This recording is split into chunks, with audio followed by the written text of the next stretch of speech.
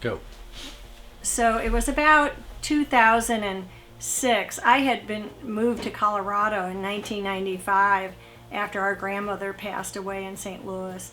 And so I moved to Colorado with my husband and kids, and we were out there, and Steffi called me on the phone, and she said, I'm thinking about growing grapes. And she's a horticulturist and a landscape designer, and she's always wanted to grow something out here. So she's called me on the phone. She'd been doing the research. It's a long story, but she really wanted to have something that we could call our own mark here at Edg-Clif. And so she called me and asked me what I thought about the idea, and I said it sounded great. I said, if you're going to do it, I would like to get involved too.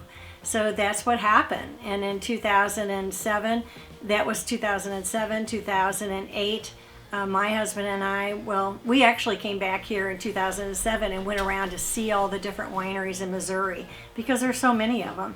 And my husband had never been to Missouri to all the wineries and things, and so that's what we did. We went exploring to see what everybody else was doing. We got really excited about it. We started tearing down pens and loafing sheds and everything so that we could then start the vineyards.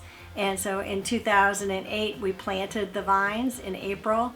And by June, my husband and I, we had moved back from Colorado, and we were fully becoming vineyard people. So that's kind of where we started. At that same time, while all this was going on, Steffi's first daughter, her oldest daughter, Maggie, was married here in 2009. So that's what got this whole idea going about doing weddings here, hosting weddings and parties.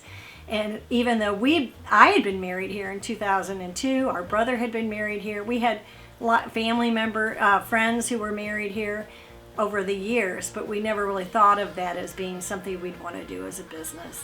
So this was kind of a natural segue. I always say it was the tail wagging the dog. Our whole story is, because we just react. Whatever comes up and whatever is happening, we go, oh, that could be something cool to do.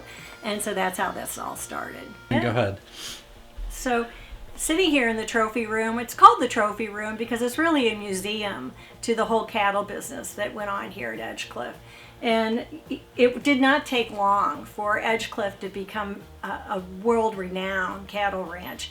I mean, we're in shows all across the country, as far away as out in Denver, Colorado. They would go up north this time. I can't think of them off the top of my head. We would go to Memphis, to Nashville, to Texas. We were everywhere. And that was a big endeavor. And so it was really a big deal to be able to get some of these gorgeous trophies and things that we won over the years. And we have so much stuff packed away in boxes. But yeah, this is one of our Grand Champion Reserve bulls right here. And he gets kind of heavy.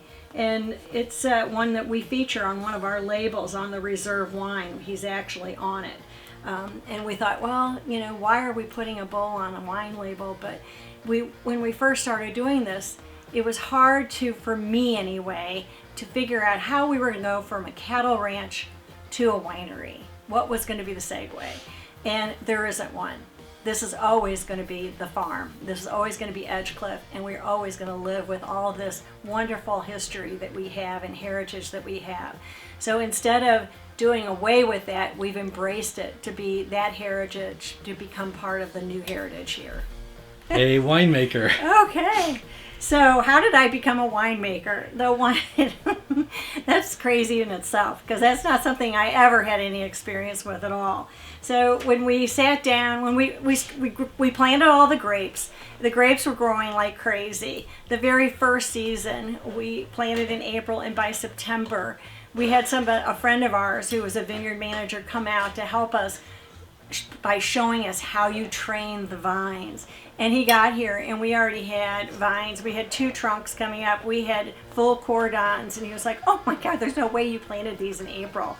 Well, we happened to have planted these grapes where we used to have our steers, and we had steers there for 65 years. So the land was very fertile. It was very full of nitrogen, and the grapes have been very happy there.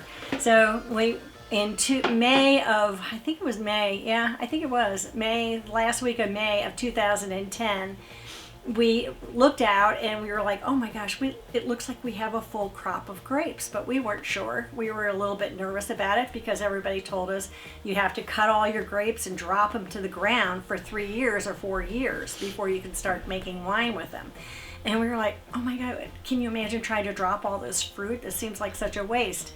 So we hired a winemaker, a consultant, to come out and look at the grapes for us and tell us what he thought. And he came out and he was blown away. He thought the grapes looked great.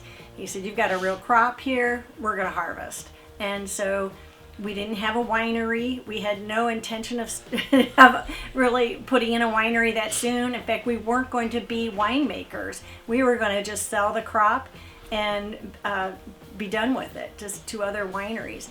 But he said to us at that time, he said, well, you know, if you're doing the weddings and things now, since you've become a wedding venue, maybe you ought to have some wines. And I was all on board with that because we would make a little bit more money from it. Plus, it adds to our story here. And that was the biggest thing for us, was adding more to our story. And so he said, well, you could hire me to become your winemaker here. You could take it to another winery and have them make wine for you, or you all can make wine yourselves. And we thought, oh, well, it would be easier to have somebody else make the wine for us. But in my heart of hearts, I couldn't bear the thought of somebody else making our wine. We had such a long heritage here. It was such an important place for us. And I said, if we're going to have wine, it needs to be made here. And so that's how I got the job of being the winemaker. Our cottages, our vintage cottages that are available to the couples for getting dressed, are filled with family heirlooms and antiques. The photographers just love to add that vintage look to these beautiful dresses and gatherings with the family when they're doing their photography. In fact, we have in a few of the houses, like in the Stone Cottage, we even have a nail on the outside where they can hang the dress and let it flow in the air and take pictures of it with the stone and the trees all around. It just gives it such a nice organic, natural background to that gown. And then the inside of that stone cottage is just unbelievable, with the stone walls that they're used in there, and the furnishings are all vintage or made specifically for that cottage to incorporate the trees and branches from plants around the property. Okay, so each of the 3 cottages that can be used for the bridal party are completely different. The one is a stone cottage with beautiful hardwood floors. Another one is the vineyard cottage with views out to the vineyard, and it has a little more modern furnishings, but the carpeted dining room and wood paneling, vintage wood paneling.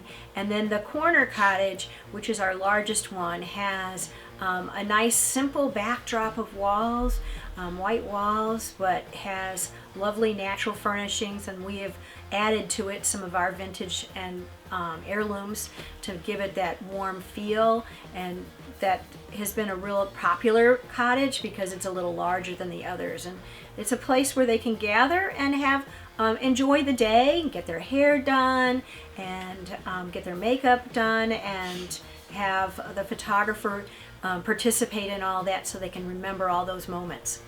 Very good. So then the secret weapon is, by the time the photographer goes in to see the bride, they realize how the settings inside the houses are so lovely, and it's such a great spot to take a picture of the bride getting dressed in her gown and her friends, and they have a toast. When the photographer arrives, we actually encourage couples to allow the photographer to come ahead of time so they can see all these settings and choose the one that's going to be right for them for the season and the time of day.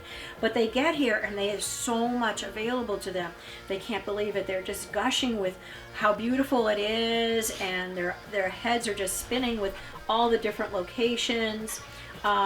as again, this beautiful pine tree with the vineyard in the background is just a timeless location.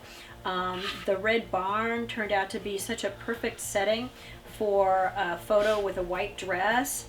And then, you know, just in the little shed there, the buildings. Look at how beautiful this is with all this green in the background and these girls in those beautiful blue dresses. So I really have to give it credit to these photographers. This one really brought out the drama of the moment, with this beautiful wedding couple standing on the hilltop with the gorgeous background of the whole Ozarks behind them. There's something timeless of this kind of photography. Yes, so we have taken into consideration the needs of the photographers coming to record these lovely weddings. And one of these buildings, we now call it the Little Red Barn. We painted red actually for our daughter's wedding, so it would make a beautiful backdrop to a white dress. So many of our barns are white, but this really shows the dress and the wedding couple off to its best advantage. We really have set up these kinds of scenarios where they can go and have their picture taken, and really here again is that bridge I was talking about. What a beautiful spot for a photographer to set the family up and have them up with the sky and the trees in the background. It really gives them a beautiful angle. And this has the pergola. The pergola was built to be a photo spot. In fact, we have young people come here for graduation pictures and stuff to stand in this lovely little pergola and have their pictures taken. So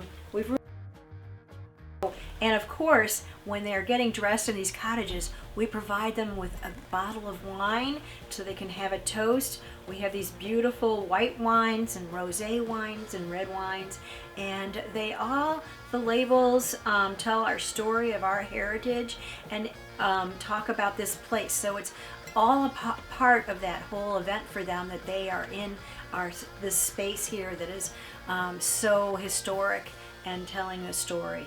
But the wine is so good that they enjoy it. So after you've heard all of this, you have to come out and visit us so that you can see our cottages where you can have your wedding suites and you can get dressed for your ceremony, and we would be happy to help you make arrangements for that wedding to be as personal as you want it to be and celebrate with your family.